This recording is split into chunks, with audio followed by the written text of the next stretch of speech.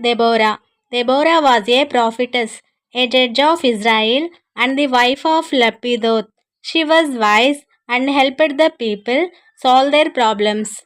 And the people of Israel again did what was evil in the sight of the Lord after Ehud died.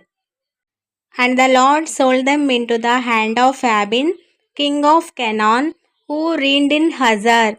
The commander of his army was Sisera, who lived in Haresheth Hagoyim. Then the people of Israel cried out to the Lord for help, for he had 900 chariots of iron, and he oppressed the people of Israel cruelly for 20 years. Now Deborah, a prophetess, the wife of Lapidoth, was judging Israel at that time.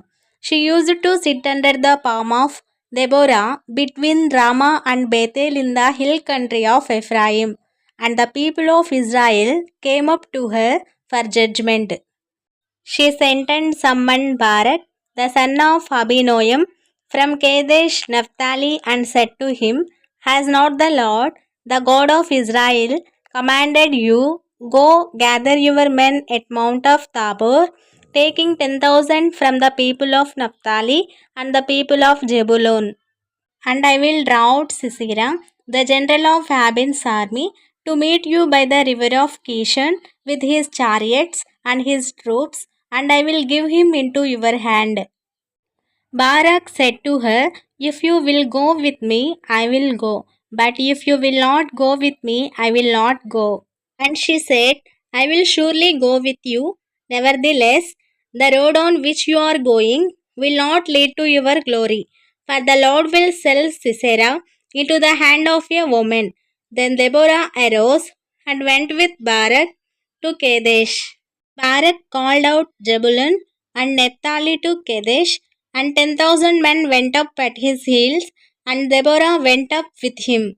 Now Heber, the Kenite, had separated from the Kenites, the descendants of Hobab, the father-in-law of Moses, and had pitched his tent as far away as the oak in Jayanamim, which is near Kadesh. When Sisera was told that Barak, the son of Abinoam, had gone up to Mount of Tabor, Sisera called out all his chariots, 900 chariots of iron, and all the men who were with him, from Harosheth Hagoyim to the river Kishon. And Deborah said to Barak, Up, for this is the day in which the Lord has given Sisera into your hand. Does not the Lord go out before you? So Barak went down from the Mount Tabor with 10,000 men following him. And the Lord routed Sisera and all his chariots and all his army before Barak by the edge of the sword. And Sisera got down from his chariot and fled away on foot.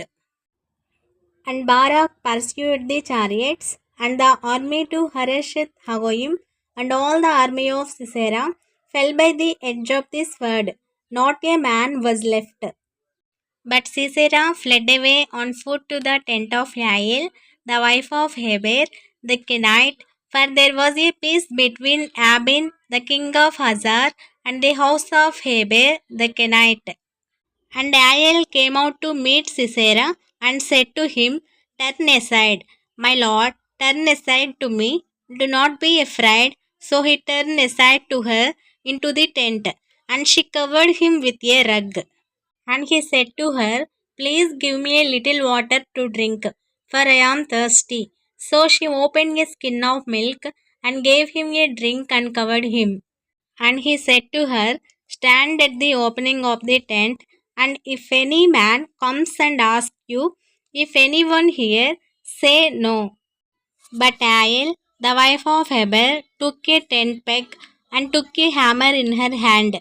Then she went softly to him and drove the peg into his temple until it went down into the ground while he was lying fast asleep from weariness. So he died.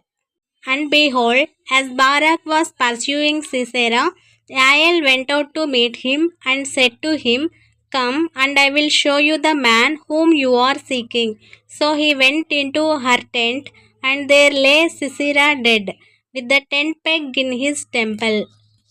So on that day, God subdued Abin, the king of Canaan, before the people of Israel.